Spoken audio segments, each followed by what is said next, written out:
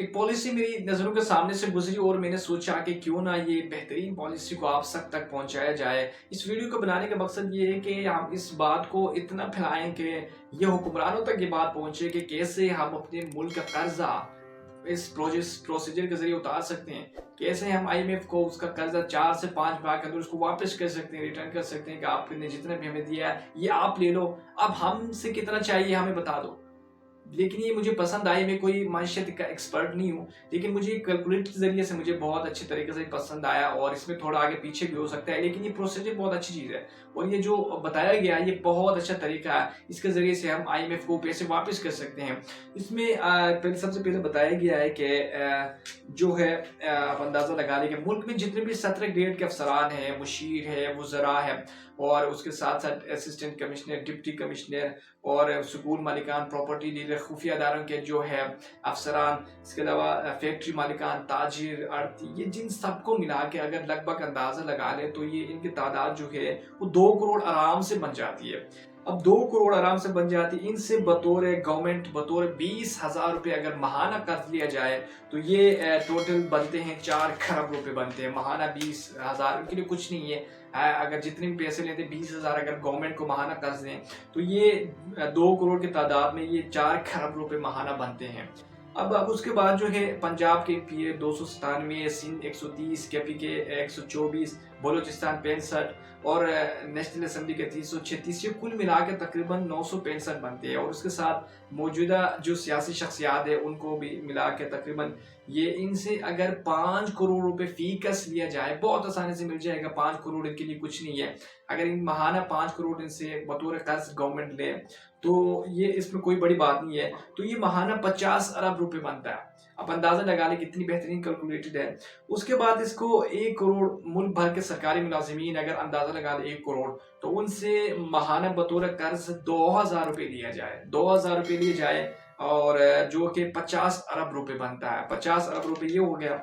उसके साथ जो है जितने भी प्राइवेट मुलाजिमीन है जो 20,000 की तनख्वाह लेते हैं या उससे ऊपर लेते हैं, तकरीबन ये जो है कम से कम इनकी तादाद जो है 5 करोड़ तो बनती है। 5 करोड़ तो होंगे।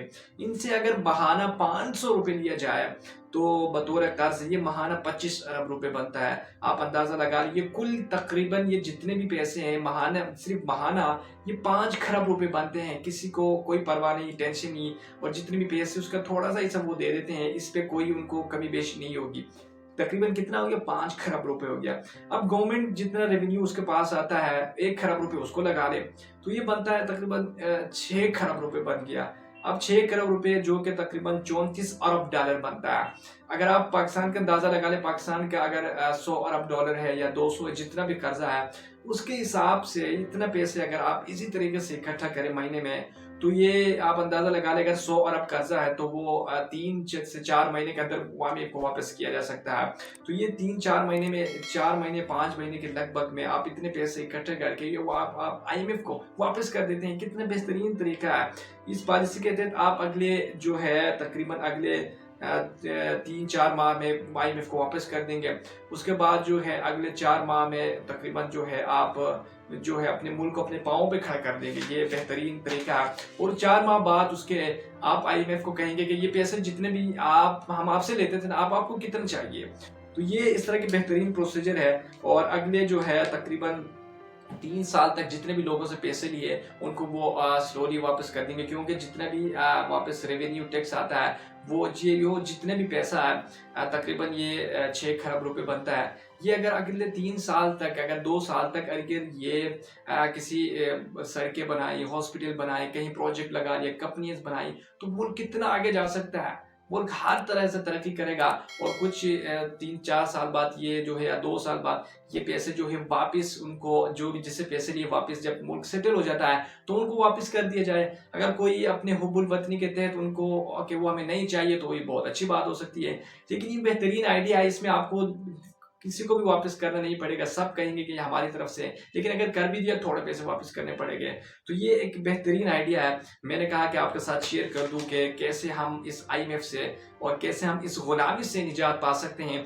इस तरह का जो है जब किसी के सामने भीख मांगती है ना, ये मतलब कि कौम भीख मांग रहे हैं, हम सब मांग रहे हैं कि भाई हमें पैसे चाहिए, हमारे पास पैसे नहीं है मुल्क चलाने के लिए, मईशत चलाने के लिए, कोई चीज़ करने के लिए। ये जो चीज़ है ना, ये हमारी जो गैरत के साथ-साथ कुछ ऐसी चीज़ें हैं वो उड़ा ले जाती है। मतलब कि हम किसी के सामने फ़ख्र के साथ बात नहीं कर सकते क्योंकि हम मक़रूज़ हैं।